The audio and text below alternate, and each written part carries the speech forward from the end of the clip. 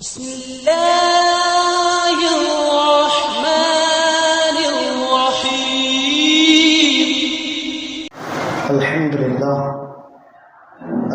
لله رب العالمين والعاقبة للمتقين والصلاة والسلام على سيدنا محمد وآله وصحبه أجمعين.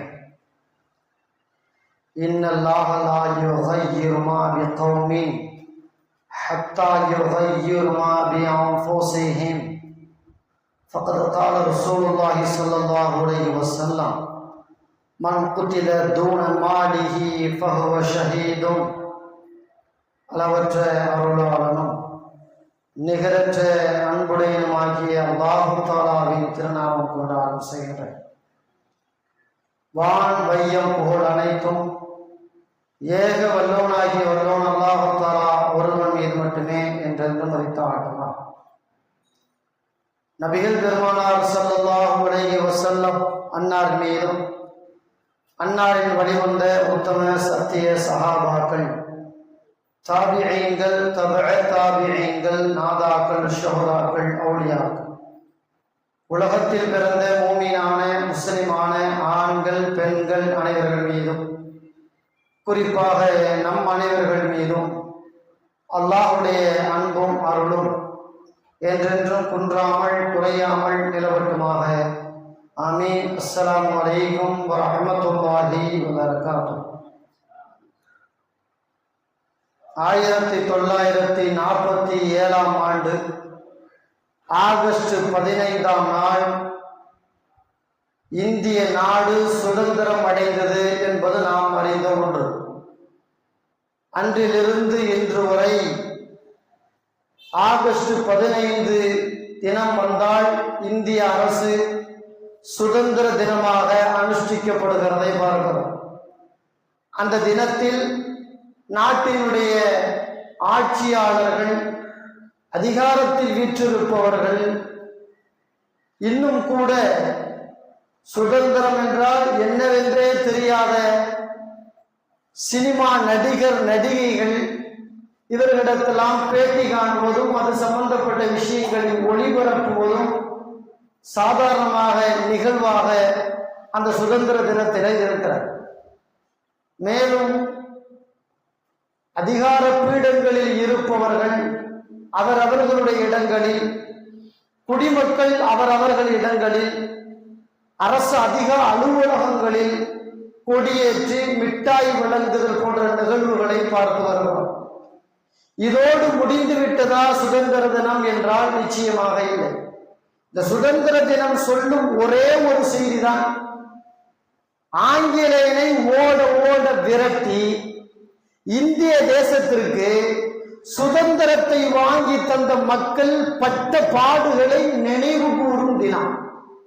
அவர்கள் இந்த நாட்டிற்காக எவ்வளவு உடல் பொருள் ஆவி அனைத்தையும் துறந்து இந்த தியாகத்தின் அடிப்படையிலே சுதந்திரத்தை வாங்கி தந்தார்கள் என்று அவர்களுடைய தியாகத்தை நினைவு கூறும் தினம்.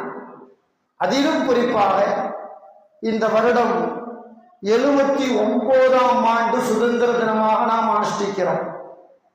இந்திய தேசத்திற்காக இந்திய மக்கள் எல்லோரும் சுதந்திரத்திற்கு பாடுபட்டாலும் கூட ஒரு படி மேலே போய் இந்திய பூமியில் வாழுகின்ற முஸ்லிம்களுடைய சுதந்திர தினத்தின் தியாகங்கள் சொல்லி மாளாது.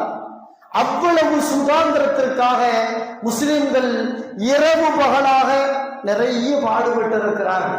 ஆனால் அந்த வரலாறுகள் எல்லாம் இன்று இரட்டடிப்பு வேலை செய்யப்படுகிறது. முஸ்லிம்களுக்கும் இந்தியாவுக்கும் ஏதோ சம்பந்தம் இல்லை என்பதை போல வரலாற்றை எல்லாம் கொஞ்சம் கொஞ்சமாக இந்த காவி அரசு மாற்றிக்கொண்டே வருகிறது.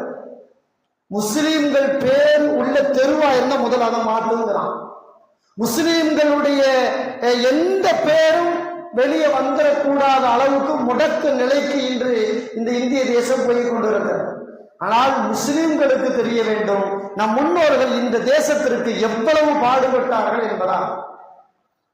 சுதந்திர தியாகின்னு சொன்னாலே இன்னைக்கு என்ன பரவலா பேசுறாங்கன்னு கேட்டா 1900 அந்த 900க்கு பின்னாடி யாரெல்லாம் பாடுபட்டாங்க அவங்கள பற்றி மட்டும்தான் பெருசா பேசப்படும்.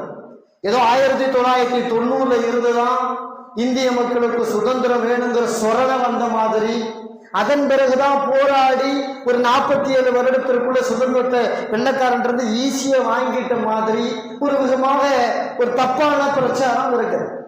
ஆனால் உண்மை வரலாறு அப்படி அல்ல. வெள்ளக்காரன் 300 சொச்சம் வருடம் இந்தியாவை ஆண்டாலும் கூட, ஆனால் 1800ஆம் வருடத்திற்கு முன்பே இந்திய தேசத்தில் சுதந்திரம் வேண்டும் என்று அந்த சுதந்திரத்தினுடைய சிந்தனையை ஊற்றுவித்தவர்கள் இஸ்லாமியர்கள். வரலாறு மிக தெளிவாக நமக்கு பேசுகிறது. 1900க்கு பிறகு இல்ல, 1800க்கு முன்னாடியே முஸ்லிம்கள் இந்த நாட்டுக்கு சுதந்திரம் வேணும் என்பதிலே போராடி இருக்கிறார்கள், உயிரை துறந்திருக்கிறார்கள், நிறைய பொருள்களை தியாகம் செய்திருக்கிறார்கள் என்பதுதான் உண்மையான வரலாறு. சுதந்திர போர் முதல்ல எப்போ தொடங்குச்சு அது நமக்கு தெரியணுமா இல்லையா? அதை தொடங்கி வச்சவர் யார்? சுதந்திர போர். அதன் பிறகு நிறைய முதலில் துவங்கியது யார்? எந்த தேசத்திலே நடந்தது? எவ்வளவு உயிர் சேதங்கள் எங்கே ஏற்பட்டது என்றெல்லாம் ஆய்வாளர்கள் சொல்லுகிறார்கள். இந்திய தேசத்தில் முதல் சுதந்திர போர் பிளாசிப் போர் என்பதாக.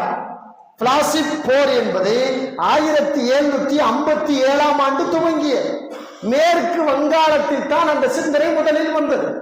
மேற்கு வங்காளத்தை ஆட்சி செய்தவர் ஒரு முஸ்லிம் மன்னர் சிராஜுத்தௌலா ரஹிமஹுல்லா.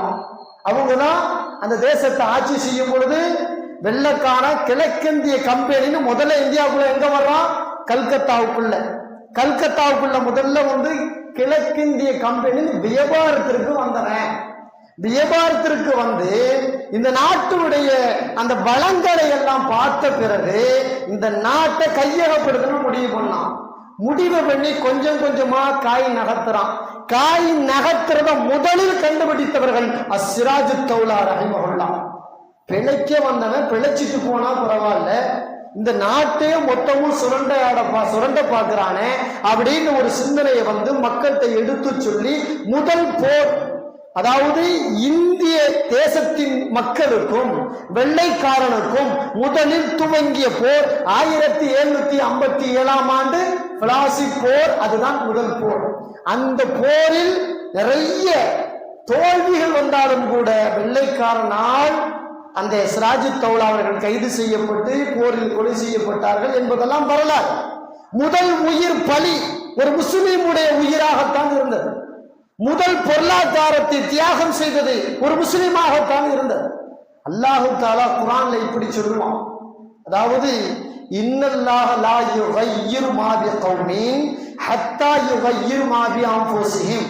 ஒரு சமுதாயம் தன் நிலையை மாற்றிக்கொள்ள வேண்டும் என்று அவர்கள் அக்கறை கொள்ளாதவரை அல்லாஹ் அவர்களை மாற்றுவதில்லை. ஒரு 300 வருட காலமாக இந்திய தேசம் அடிமைகளாக இருந்துச்சு. அடிமையாக இருக்கிறதுலேயே பழக்கப்பட்டு போன சமுதாயத்தை தட்டி எழுப்புனது யார்? நீ எல்லாம் அடிமையா வாழ்ந்துகிட்டு இருக்க, வெளிநாட்டில இருந்து ஒன்னை அபகரிச்சு உன் சொத்தை அபகரிச்சு உன்னை அடிமைப்படுத்தி வச்சிருக்கிறாங்க. அந்த சூடு சொரணைய சுதந்திரத்தினுடைய வேட்கையை முதலில் இந்த மக்களுக்கு ஊட்டியது இந்த குர்ஆன் வசனத்தின் அடிப்படையில் அஸ்ஸிராஜுத்தௌலா ரஹிமஹுல்லா. ஒரு முஸ்லிம் மன்னர், ஒரு முஸ்லிம் மன்னருக்கு தான் இந்த சூடு சொரணை எல்லாம் முதல்ல வந்துச்சு. அதுக்கு முன்னாடி வரல. யாரு ஆண்டான்னா எவன் ஆண்டா என்ன, வேலைக்கு சோறு கிடைச்சா சரி அப்படிங்கிற மாதிரி தான் அன்னைக்கு இருந்த மன்னர்கள் தான் இருந்தான். அன்னைக்கு இருந்த ஆட்சியாளர் அப்படிதான் இருந்தான். அது தப்புங்கிற சிந்தனைய முதல்ல சொன்னது சிராஜுத்தௌலா. பெருமானார் ஸல்லல்லாஹு அலைஹி வஸல்லம் அவர்கள் சொல்வார், மன் குத்திர தூன மாலிஹி ஃபஹுவ ஷஹீத்.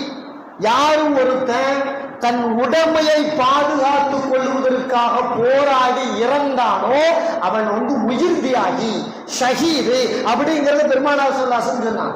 இந்த ஹதீஸ்களின் அடிப்படையில், இது போன்ற வசனங்களின் அடிப்படையில் தான் இந்திய போராட்டத்திற்கு முதலில் களம் கண்டது மார்க்க அறிஞர்கள்.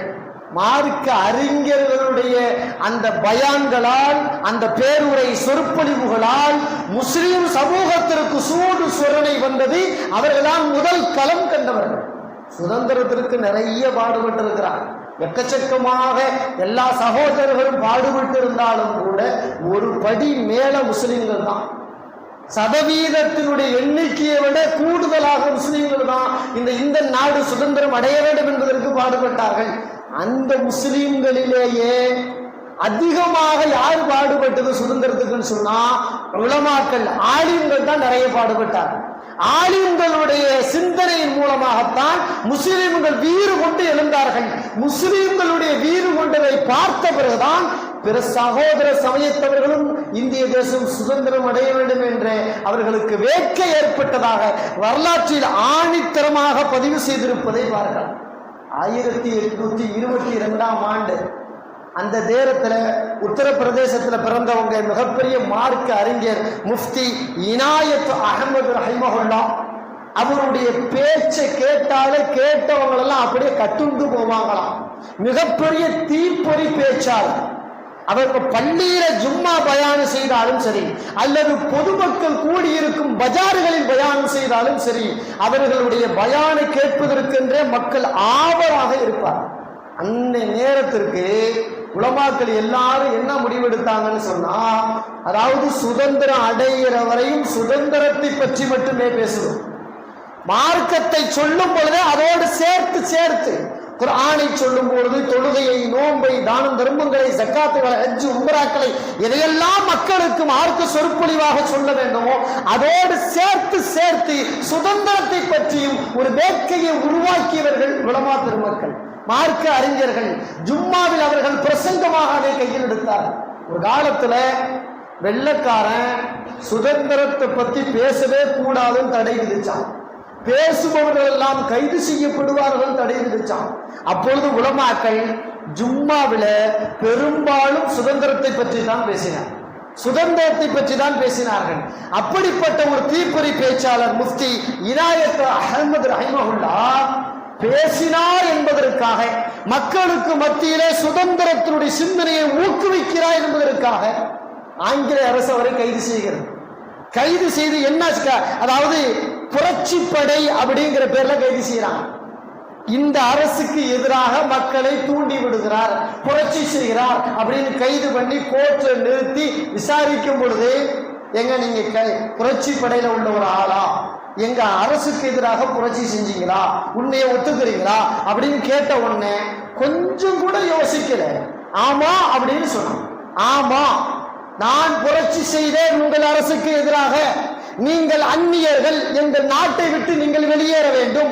எங்கள் மக்களுக்கு உங்களுக்கு எதிராக நான் புரட்சி செய்தேன். எங்கள் மக்களை நான் சூடு சுரணை உள்ளவர்களாக நான் உண்டாக்கி கொண்டிருக்கிறேன். அது எந்த வகையான மாற்று கருத்தும் இல்லை. நான் அப்படிதான் கைது செய்தீர்கள் என்றால் அதை நான் ஒப்புக்கொள்கிறேன். சொன்ன உடனே அந்த மிகப்பெரிய முஃப்திக்கு ஆயுள் தண்டனையே, அதாவது நீதிபதி எழுதுறார். நீதிபதி எழுதின பிறகு கூட அவங்க தயங்கல. ஆயுளையே அல்லாவுக்காக கொடுக்க போறேன், அது வெளியே கொடுத்தான்னா உள்ள கொடுத்தான்னா, சிறைச்சாலைக்குள்ள கொடுத்தானா வெளியே கொடுத்தானா, அந்த நிபந்தனை அடிப்படையில் அவர்கள் கைது செய்யப்பட்டார்கள் என்பதாக பார்க்கிறோமா இல்லையா? இந்த தீப்பொறி பேச்சாளர் என்பது ஒருவர் மட்டுமல்ல, அன்றைக்கு இருந்த ஒட்டுமொத்த உலமாக்களும் மார்க்க அறிஞர்களும் இந்த தியாகத்திற்காக நிறைய பாடுபட்டு இருக்கிறார்கள். இந்தியா சுதந்திரம் அடைய வேண்டும் என்பதற்காக. அம்பாலா சதி வழக்குல மௌலானா முகமது யஹ்யா, அதாவது அஜீமாபாதி ரஹிமுல்லா கைது செய்யப்படுகிறார். கைது செய்யப்பட்டு குறிப்பா வெள்ளக்காரன் எடுத்த உடனே என்ன பண்ணுவான், தூக்கு தண்டனை கொடுப்பான். அதுல இருந்து கொஞ்சம் இறங்குனானா ஆயுள் தண்டனை கொடுப்பான். அந்த ஆயுள் தண்டனைய சிறைய இங்க எல்லாம் வைக்கிறான். அவன் வச்சது எங்கே? அந்தமான் சிறை. அந்தமான் சிறை என்பது மோசமான சிறை கூடம். ஒரு ஆடு மாடை கூட கட்ட முடியாத அளவுக்கு அவ்வளவு மோசமான சிறை கூடம். அதிலும் குறிப்பாக சுதந்திரத்திற்காக போராடும் முஸ்லீம்களை அடைப்பதற்கென்றே தயாரிக்கப்பட்டது அந்தமான் சிறைச்சாலை. அப்படிப்பட்ட அந்தமான் சிறைச்சாலையில முகமது யஹ்யா அஜீமாபாதி ரஹிமஹுல்லாவை கொண்டு போய் சிறையில அடைக்கிறான். சிறையில அடைச்ச பிறகு அங்கேயும் அவங்க சுதந்திரத்தை பத்தியே தான் பேசினாங்க. மௌலானா ரஹிமஹுல்லா அங்கேயும் சுதந்திரத்தை பத்தியே பேசினாங்க. எந்த அளவுன்னு கேட்டா, அதாவது 20ஆம் தேதி பிப்ரவரி மாதம் 1868ஆம் ஆண்டு அந்த சிறை கூடத்திலேயே யஹ்யா ரஹிமஹுல்லாஹ் மௌத்தாயிட்டாங்க. மௌத்தான போது அவங்களுடைய ஜனாசாவுல மட்டும் முஸ்லீம்கள் அந்த சிறைக்குள்ள மட்டும் கிட்டத்தட்ட 4000 5000 பேர் ஜனாசா தொழுதாங்கன்னா பாருங்களேன். 4000 5000 பேர் ஜனாசா தொழுதுருக்கிறாங்க. அட ஒரு அந்தமான் சிறைக்குள்ள மட்டும் எவ்வளவு பேருனா மொத்த இந்திய தேசத்துல சுதந்திரத்திற்காக போராடியவர்கள் எத்தனை லட்சம் பேர் இருப்பார். எத்தனை லட்சம் பேர். முஸ்லிம் அறிஞர்கள் பொருளை தியாகம் செய்தார்கள், உயிரை தியாகம் செய்தார்கள், நேரம் காலங்களை தியாகம் செய்தார்கள். தன்னுடைய பிள்ளைகளை அனாதையாக்க அவர்கள் தயங்கவில்லை, தன் மனைவியை விதவையாக்க அவர்கள் தயங்கவில்லை, தன் பெற்றோர்களை அனாதைகளாக விட்டுவிட்டு செல்ல அவர்கள் தயங்கவில்லை. அவர்களின் ஒரே குறிக்கோள் இந்திய தேசம் சுதந்திரம் அடைய வேண்டும், இந்திய தேசம் சுதந்திரம் அடைய வேண்டும். எந்த அளவுன்னு கேட்டா வரலாற்று ஆசிரியன் தாம்சன், அதாவது பிரிட்டிஷ்காரன், அவனே சொல்றான், அவனே ஒத்துக்கிறான். உண்மையை சில நேரங்கள்ல அவங்களை அறியாமலே வருமா இல்லையா, எவ்வளவு தப்பான மனிதனாக இருந்தாலும் கூட வரலாற்று ஆசிரியன் தாம்சன் அவனுடைய உண்மை அனுபவத்தை எப்படி சொல்றான். அதாவது டெல்லியில நான் ஒரு கேம்ப்ல தங்கி இருந்தேன். தங்கி இருக்கும் பொழுது ஏதோ மாமிசம் சுட்ட ஒரு துருவாடை வீசுகிறது. அதனால என்ன இப்படி ஒரு மாதிரியான ஸ்மெல் வருது, வாடை வருது அப்படின்னு அந்த கேம்பை விட்டு வெளியே வந்து பார்த்தா, அதாவது 40 ஆளின் பெருமக்கள் அவர்கள் அம்மனமாக்கப்பட்டு அவர்களுடைய ஆடைகள் எல்லாம் உரிந்து அம்மனமாக்கப்பட்டு ஒரு பெரிய நெருப்பு குண்டத்தை பிரிட்டிஷ் அரசு தயார்படுத்தி கத கத கதன்னு எரிஞ்சுக்கிட்டு இருக்கு. கத கத கதன்னு எரியும் போது அம்மனமாக பின்னே கை கட்டப்பட்ட நிலையில ஒரு ஆலிம் முதல்ல கூட்டிட்டு வரப்படுது. அந்த பிரிட்டிஷ் அதிகாரி கேட்கிறான், இனிமேல் அதாவது சுதந்திரத்திற்கு போராட மாட்டேன், எங்கள் அரசுக்கு எதிராக நான் போர்படி தூக்க மாட்டேன் அப்படின்னு ஒரு வார்த்தை சொல்லிட்டா போதும், உங்களை நாங்க மீண்டும் விடுதலை பண்ணிடுறோம், உங்களை நாங்க மீண்டும் எல்லா வசதியும் செஞ்சு கொடுத்துறோம் அப்படின்னு முதல்ல ஒரு அறிஞரை கூப்பிட்டுட்டு வந்து கேட்கிறான். அந்த அறிஞர் ஒரே வார்த்தை சொன்னார், சுதந்திரத்திற்கு போராட முடிவு பண்ணி நாங்க களத்துக்கு வந்துட்டோம், உசுரவென்றாலும் சுதந்திரத்திற்காக கொடுப்போமே தவிர சூடு சொரணை இல்லாமல் உன்னிடத்திலே மன்னிப்பு கேட்டுவிட்டு நாங்கள் மீண்டும் வாழப்போவதில்லை அப்படின்னு உறுதியா சொன்னான். உடனே தூக்கி அந்த நெருப்பு குண்டுக்குள்ள போடுறான், உசுரோட அம்மனாக போடுறான். அதே போல 40 ஆலிம்களையும் அம்மனமாக அந்த நெருப்பு குண்டத்தில் வீசும் பொழுது அதிலிருந்து வந்த வாடை தான் அந்த துர்வாடையினுடைய அந்த டிஸ்டர்ப் ஆகி தான், அதாவது தாம்சன்ங்கிற வரலாற்று ஆசிரியர் பிரிட்டிஷ்காரன் வெளியே வந்து எட்டி பார்த்தான் அப்படின்னு அவன் அனுபவத்தை எழுதி வச்சிருக்கானே, அவன் அனுபவத்தை எழுதி வச்சிருக்கான். அவர்கள் மார்க்க அறிஞர்கள் என்பதை அவர்களுடைய அந்த தாடி அவர்களுடைய நிலைப்பாடெல்லாம் பார்த்து அதன் பிறகு யாரு என்னன்னு ஆய்வு செஞ்சு அவர்கள் அறிஞர்கள், மார்க்க அறிஞர்கள், உலமாக்கள் என்பதை அவன் தெளிவா எழுதி வச்சுட்டு போயிருக்கான். வரலாற்று ஆசிரியன் சொல்றான். அப்போ ஆலிம்கள் எவ்வளவு கண்ணும் கருத்துமாக இந்திய தேசம் சுதந்திரம் அடைய வேண்டும் என்பதில் எவ்வளவு முனைப்போடு செயல்பட்டு இருப்பார். எந்த அளவுன்னு கேட்டா அதுவும் குறிப்பாக வடநாட்டுல எக்கச்சக்கமான ஆலிம்கள், குறிப்பா இப்படி சொல்றாங்க, டெல்லியில அந்த டெல்லிங்கிற ஊர்ல சாலை ஓரத்துல எத்தனை மரங்கள் இருந்தோ அத்தனை மரங்களுக்கு கீழாலும் ஒவ்வொருவராக ஆலிம்கள் தூக்கிலிடப்பட்டார்கள். ஒவ்வொரு ஆலிம்களும் தூக்கிலிடப்பட்டார்கள். ஏதேனும் ஒரு ஆலிமு தூக்கிலிடப்பட்டு அதாவது அவருக்கு இரத்த கலரியாக ஆக்கி ஜனாசா குளிப்பாட்டி அதன் பிறகு பொத்துற கஃன்ல கூட அந்த ரத்தம் கசியுமா, கஃன்ல கூட ரத்தம் கசியும்னா அந்த ஆலிம்கள் எவ்வளவு பாடுபட்டு இருக்கிறார்கள். கொஞ்சமா நஞ்சமா எக்கச்சக்கமாக சுதந்திரத்திற்காக போராடியவர்கள் உண்டு. இன்னைக்கு கூட தேவபந்துல ஒரு பள்ளிவாசல், ரத்தம் கரை படிந்த பள்ளிவாசல், கூனி மஸ்ஜித் ஒரு பள்ளிவாசல் இருக்கு. அந்த பள்ளிவாசல்ல தொழுது கொண்டிருந்த பொழுது முஸ்லிம்கள் தானே சுதந்திரத்தை பற்றி அதிகமா பேசி மக்களுக்கு அதன் வேட்கையை உருவாக்குறார்கள் என்று முடிவு செய்து ஆங்கில அரசு தொழுது கொண்டிருந்தவர்களை குருட்டு வாக்குல எல்லாரையும் அந்த பள்ளிவாசலை சுட்டு வீழ்த்தினானா இல்லையா? இன்னைக்கும் இருக்கிறதா இல்லையா? டெல்லியிலே தேவபந்து ஊரிலே இன்றைக்கும் அந்த பள்ளிவாசல் கொண்டு அவன் சுட்ட சூடு அந்த துப்பாக்கி துளைத்த சுவர்கள் இன்றும் சாட்சி சொல்லிக் கொண்டிருக்கிறான், சாட்சி சொல்லிக் கொண்டிருக்கிறது. எதற்காக அவர்கள் சூடுபட்டு இறந்து போனார்கள்? எதற்காக? மனைவி மக்களை காப்பாற்றவா, காசு பணம் சம்பாதிக்கவா, வேற ஏனும் சொந்த பகையா? இல்லை, சுதந்திர தியாகத்தை பற்றி பேசியதற்காக பள்ளிக்குழுந்த எல்லோரையும், இமாம் உட்பட எல்லோரையும் சுட்டானா இல்லையா வெள்ளையன்? இன்றும் அந்த பள்ளிவாசல்கள் எல்லாம் சாட்சிகளாக இருக்கிறது என்றால் எவ்வளவு வேட்கையோடு சுதந்திரத்திற்காக இந்த முஸ்லிம்கள் பாடுபட்டு இருப்பார்கள். ஆனா இன்னைக்கு இந்த அரசு ஏதோ முஸ்லிம்களுக்கும் சுதந்திரத்திற்கும் சம்பந்தமே இல்லாத மாதிரி யார் யாரோ பாடுபட்டார்கள் என்பதை போல கற்பனை கதைகள் எல்லாம் கட்டவிழ்த்து விடுகிறது. சுதந்திரத்தின் போது தப்பே செய்யாம இருந்து கைது செய்யப்பட்டு மன்னிப்பு கேட்டு வெளியே வந்தவன்லாம் இன்னைக்கு சுதந்திர தியாகி.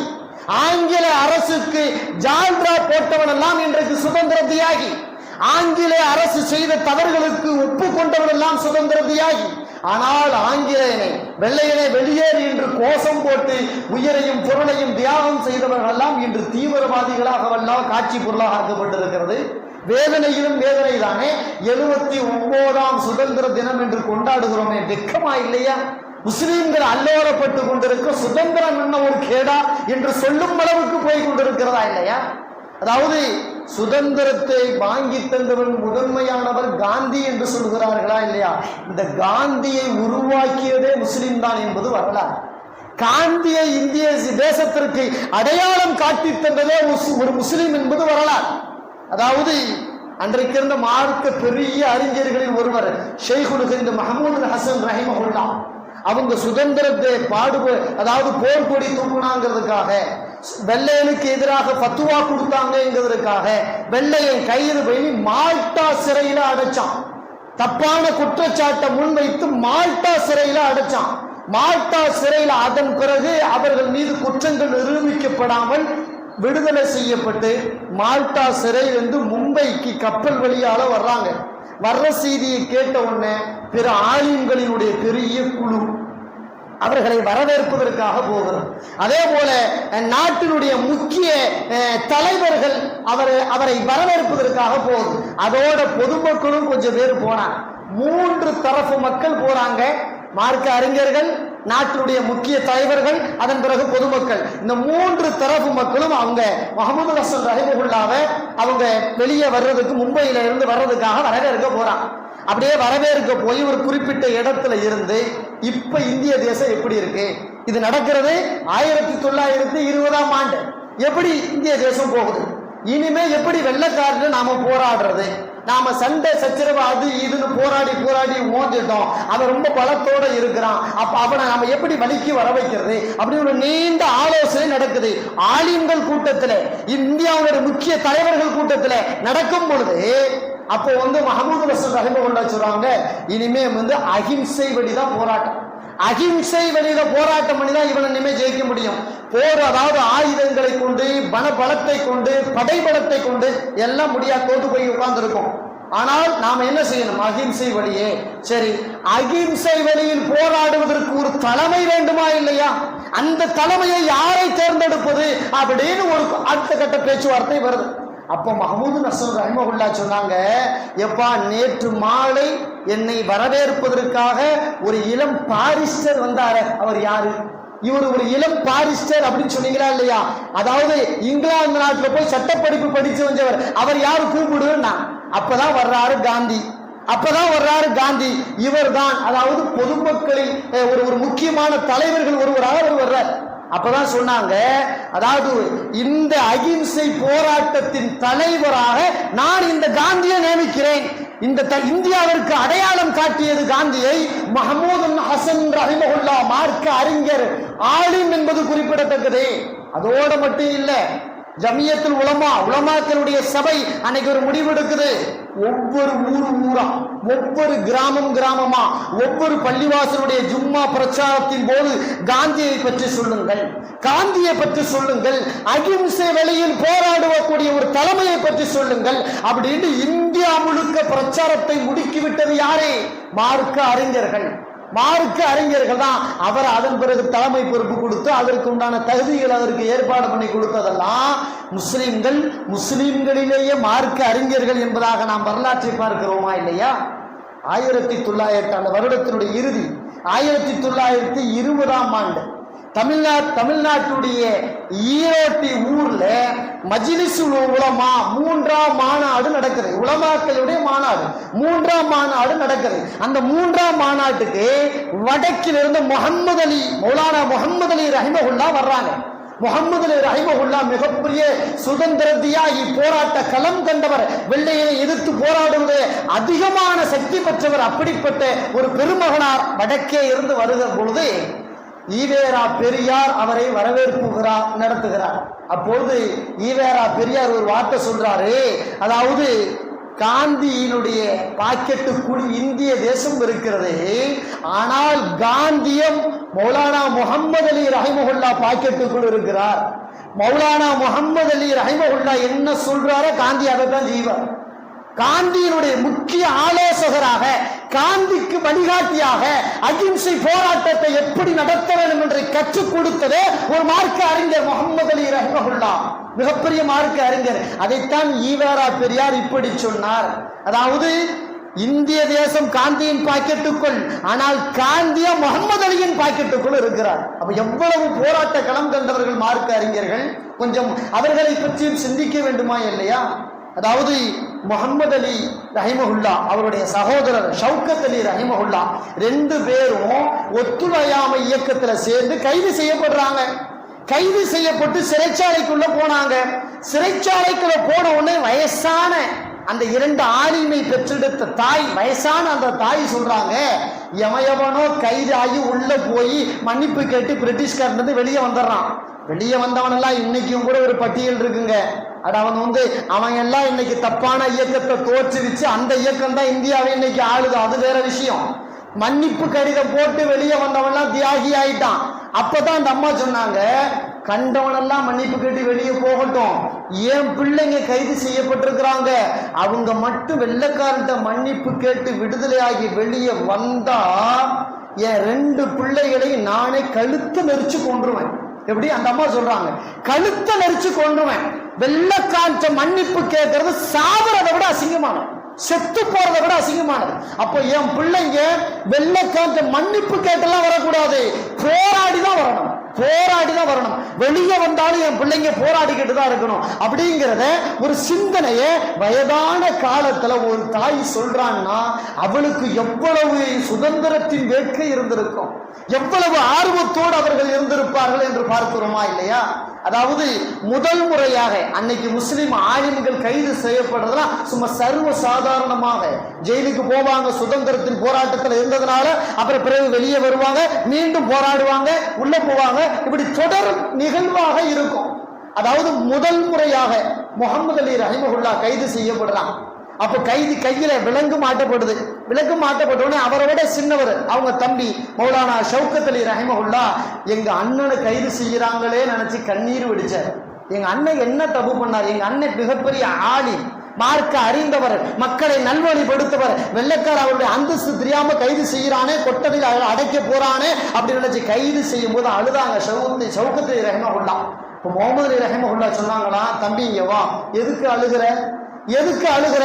நான் கைது செய்யப்படுவது இனிமேல் சாதாரணமா இருக்காது, அடிக்கடி கைது செய்யப்படலாம், நீனும் கைது செய்யப்படணும், நீனும் சுதந்திரத்துக்கு போராடணும், உன்னையும் வெள்ளைக்காரன் ஜெயில அடைச்சாலும் பயப்படக்கூடாது, அதை பத்தி எல்லாம் கவலைப்படக்கூடாது, நீ அழாதே, வீரத்தோடு வெளியே நடமாடு, சுதந்திரத்தை பற்றி எடுத்து பேசு அப்படின்னு தம்பியை தேய்ச்சினார்கள் முஹம்மது அலி ரஹிமஹுல்லா என்று பார்க்கிறோம். அப்ப குடும்பத்துல யாரேனும் வந்து சோர்ந்து போனாலும் தட்டி கொடுப்பாங்க.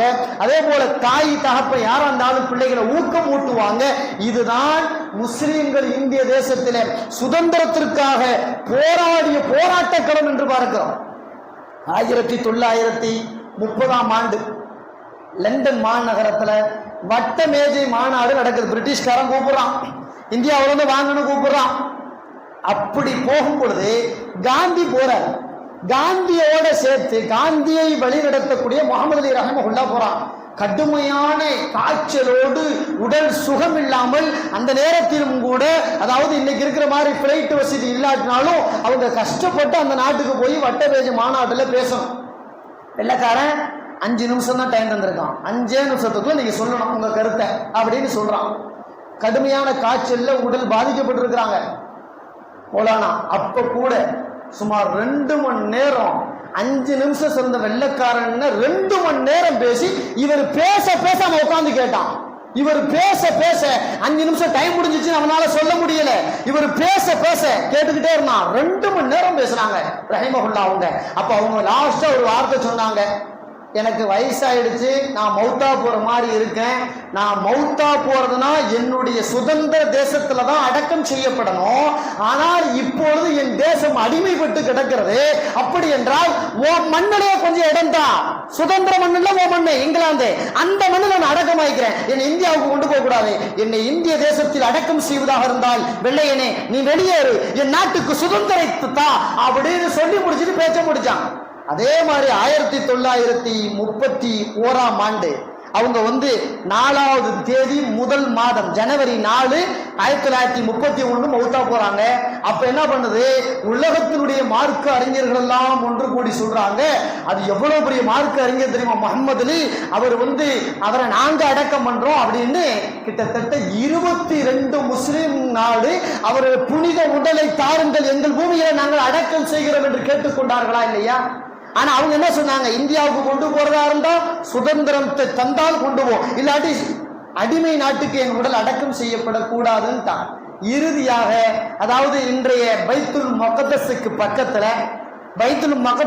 பக்கத்துல அன்னைக்கு பலஸ்தீனம் என்று சுதந்திர நாடு இருந்தது. இன்னைக்கு இஸ்ரேல் நிறைய ஆக்கிரமிப்பு பண்ணிட்டானா இல்லையா? பலஸ்தீன நாடு தனி நாடுங்கிற பத்தி இன்னைக்கு பெரிய பேச்சு ஓடிக்கிட்டு இருக்கு. அன்னைக்கு இஸ்ரேலுங்கிறவன் கிடையாது அந்த தேசத்துல. அப்போ அந்த நாடு கேட்டுக்கொண்டதால் அவர்கள் பைத்துல் மக்தஸ் பக்கத்தில் அடக்கம் செய்யப்பட்டார்கள் முகமது அலி ரஹிமஹுல்லாஹ் என்பதாக பார்க்கிறோம். அப்போ வெள்ளைக்காரன்ட்ட எந்த வகையிலெல்லாம் போராட முடியுமோ அனைத்து வகையிலும் போராட்ட களங்களை கண்டவர்கள் இந்திய தேசத்தினுடைய மார்க்க அறிஞர்கள் என்பது குறிப்பிடத்தக்கது. மார்க்க அறிஞர்கள் மக்களை எல்லாம் சுதந்திரத்திற்காக உசுப்பேற்றியவர்கள் மார்க்க அறிஞர்கள். எதன் வழியாக? அவர்களுடைய சொற்பொழிவுகளின் வழியாக, அவர்களுடைய போராட்ட களங்களின் வழியாக. பேசிட்டு போனா பத்தாது, களத்தில் முதல் ஆளாக அன்றைய மார்க்க அறிஞர்கள் இருந்தார்கள். தூக்குக்கும் அவர்கள் தயங்காதவர்களாக இருந்தார்கள். காசுபணங்களை வாரி இறைப்பவர்களாக இருந்தார்கள். எந்த அளவுன்னு கேட்டா, பிறகு சுதந்திரம் கொடுக்கிறதுக்காக இந்திய தேசத்தை சுதந்திரம் கொடுப்பதற்கு வெள்ளைக்காரன் முடிவு பண்ணி அவன் எப்படி சுதந்திரம் கொடுக்கலாம்னு ஒரு மஷூரா பண்ண போறான். அப்போ அவன் என்ன சொல்ல வரான்னு கேட்டா, ஆலோசனைக்கு எல்லாரும் வராதிங்க, உங்கள 3 பேர் மொத்த இந்தியாவுல இருந்து, அதாவது இந்தியாங்கிறது இன்றைக்கு இருக்கக்கூடிய பாகிஸ்தான், ஆப்கானிஸ்தானின் சில பகுதி, அதே போல வங்காளதேசம், இது எல்லாம் சேர்ந்தது அன்னைக்கு இந்தியா, எல்லாம் சேர்ந்தது. அவன் என்ன சொல்றான், 3 பேர் மட்டும் வரணும் சுதந்திரத்தை பத்தி பேசுறதுன்னு டிக்ளேர் பண்ணிட்டான். உடனே அவங்க என்ன பண்றாங்கன்னு கேட்டா, அன்றைக்கு இருந்த கட்சி, பெரிய கட்சி இந்தியாவில் காங்கிரஸ் கட்சி, அதே போல அன்னைக்கு இருந்த அடுத்த 2வது கட்சி முஸ்லீம் லீக், அதே போல அன்னைக்கு இருந்த பெரிய அதாவது சமஸ்தானம் பார்த்தா கிட்டத்தட்ட 542 சமஸ்தானம். இந்தியாவில் இது 3 தான். இந்தியாவில் தலைவர்கள் எடுத்தா இந்த 3ல இருந்தும் தலைவர் எடுக்கணும். காங்கிரஸ் கட்சியிலிருந்து யாராவது ஒரு தலைவர் வரட்டும், முஸ்லீம் லீக்ல இருந்து யாராவது ஒரு தலைவர் வரட்டும். குட்டி குட்டி மன்னரா இருக்கானா இல்லையா, சமஸ்தானம் சொல்றமா இல்லையா? அதாவது அன்னைக்கு இந்தியாவுல 542 சமஸ்தானம் இருந்துச்சு. அவங்கல இருந்து ஒருத்தவா அப்படின்னு சொல்லிட்டான். இந்த 3 பேத்துல இருந்து போனது யாரு தெரியுங்களா? இன்றைக்கும் குறிப்புகள் மிக தெளிவாக இருக்கிறது. காங்கிரசினுடைய பொதுச் செயலாளராக என்று இருந்தவர்கள் அபுல் கலாம் ஆசாத் ரஹிமஹுல்லாஹ், அவர் மிகப்பெரிய ஒரு ஆளி. அவர்தான் காங்கிரஸ் மூலமாக போறார். அடுத்து முகம்மதுடைய தேசிய தலைவர், முஸ்லீம் லீக்கினுடைய தேசிய தலைவர் முகமது அலி ஜின்னா, அதாவது பாகிஸ்தானுடைய முதல் பிரதமராக இருந்தவர் முகமது அலி ஜின்னா 2வது தலைவராக பேச்சுவார்த்தைக்கு தேர்ந்தெடுக்கப்படுகிறார். அதே போல 542 சமஸ்தானத்தினுடைய தலைவர் யாருன்னு பார்த்தா அன்றைக்கு பீகார் நவாப், அவர் ஒரு முஸ்லீம். அப்போ இந்திய தேசம் சுதந்திரம் அடைவதற்காக மஷூரா செய்ய போனது 3 பேரும் முஸ்லீம்கள் தான். வெள்ளக்காரங்க இந்த 3 பேரும் போய் மஷூரா பண்ணி அதன் பிறகுதான் இந்திய தேசம் சுதந்திரம் அடைந்தது. இது வரலாறு, இது உண்மையான வரலாறு. நீங்க எந்த யூடியூப்லயோ கூகுள்லயோ இது சம்பந்தப்பட்ட செய்திகளை போய் நீங்க தட்டுனீங்கன்னா இருக்கக்கூடிய மொழிகள்ல பூரா கொண்டாந்து கொட்டும் இந்த செய்திகள் எல்லாம் ஆதாரபூர்வமான செய்தி. அட இன்னைக்கும் கூட டெல்லியில இந்தியா கேட் இருக்கா இல்லையா? இந்தியா கேட்டுன்னு ஒண்ணு. இந்தியா கேட்டுல கிட்டத்தட்ட 95,300 பேரை அவன் கல்வெட்டுல பதிவு பண்ணி வச்சிருக்கான். சுதந்திரத்திற்கு போராடியவர்கள் அப்படின்னு சொல்லிட்டு கொஞ்சம் பேர் தான் அவன் அந்த இடத்துல அவ்வளவுதான் எழுத முடிஞ்சிச்சு. அவ்வளவு எழுதி வச்சான். எவ்வளவு? அந்த எண்ணிக்கையை பார்த்தா 95,300 பேர். இந்த 95,300 பேர்ல அல்லாஹ் அக்பர் 61,945 பேர் முஸ்லிம்கள் இன்னைக்கும் இருக்கு. இன்னைக்கும் இந்தியா டெல்லிக்கு போனா இந்தியா கேட்டுல போய் நீங்க உத்து பாத்தீங்கன்னா அத்தனை பேத்துல 61,945 பேர் முஸ்லீமுங்க. அதாவது எழுதி வச்சதுல 4 பிரிச்சா 3% முஸ்லிம்கள் பேர் தான் பதிவு செய்யப்பட்டிருக்கு. முஸ்லிம் பேர் தான் பதிவு செய்யப்பட்டிருக்கு. அப்படின்னு பார்த்தா இந்திய தேசத்துல 4 பங்கா பிரிச்சுனா 3% முஸ்லிம்கள், 1 பங்கு பிற மக்கள் என்று சொல்லும் அளவிற்கு முஸ்லிம்கள் அவ்வளவு பாடுபட்டு இருக்கிறார். கொஞ்சம் நஞ்சமா? அதிலும் மார்க்க அறிஞர்கள் அவ்வளவு நிறைய பாடுபட்டு இருக்கிறார்கள். இதுதான் உண்மை வரலாறு. இந்த வரலாறுகளை முதல்ல முஸ்லிம் நமக்கு தெரிஞ்சு வச்சிருக்கணுமா இல்லையா? சுதந்திரத்துக்கு போராடினாரு அந்த குமரன், இந்த கப்பலோட்டி, அப்படி இப்படின்னு சொல்லிட்டு இருக்கமே, அவங்களை இயக்கியதற்கு பின்னால் முஸ்லிம்கள் இருந்தார்கள். தமிழ்நாட்டில் யாரெல்லாம் முஸ்லிம் தியாகி என்ற வரலாற்று புத்தகங்கள் இருக்கோ அந்த வரலாற்று புத்தகங்கள் பேர் வருகிறதா இல்லையா, அவர்களுக்கு பின்னே இருப்பவர்கள் எல்லாம் முஸ்லிம்கள். கப்பலோட்டிய தமிழன் அப்படின்னு ஒரு ஆளை சொல்றோமா இல்லையா? அந்த கப்பலோட்டிய தமிழனை ஊக்கப்படுத்தி அவன் கப்பல் வாங்குவதற்கு எல்லா வகையிலும் பாடுபட்டது ஒரு முஸ்லிம். அதே போல திருப்பூர் குமரன் என்று சொல்லுகிறார்களே இல்லையா, அந்த திருப்பூர் குமரனுக்கு அடையாளம் காட்டியது ஒரு முஸ்லிம். இப்படி எதையெல்லாம் நீங்கள் பேசுவீர்களோ இவன் சுதந்திர தியாகி என்று, அவனுக்கு பின்னால் எல்லாம் ஒரு முஸ்லிம் இருந்து கொண்டிருப்பான் என்பதுதான் யதார்த்தமான உண்மை. அதை முஸ்லிம்கள் முதலில் விளங்கிக் கொள்ள வேண்டும். அப்போ இந்திய தேசம் சுதந்திரம் அடைய வேண்டும் என்பதற்கு இரவு பகலாக பாடுபட்டு ஊன் உறக்கத்தை தியாகம் செய்து பொருளாதாரங்கள் எல்லாம் வாரி வழங்கியது முஸ்லிம்கள் என்பதிலே மாற்று கருத்து இருக்க முடியாது. அப்படிப்பட்ட அந்த உயிர் தியாகி அல்லாஹ் தஆலா கபூல் செய்வானாக. வல்லோன் அல்லாஹ் தஆலா முஸ்லிம்களில் இந்திய தேசத்திற்கு யாரெல்லாம் பாடுபட்டார்களோ அவர்களை அல்லாஹ் கபூல் செய்தது மட்டுமல்ல, அவர்கள் சந்ததி எல்லாம் அல்லாஹ் தஆலா கபூல் செய்வானாக. வாஹிரு தஅவானா அல்ஹம்துலில்லாஹி ரப்பில் ஆலமீன். அஸ்ஸலாமு அலைக்கும் வரஹ்மத்துல்லாஹி வபரகாத்துஹு.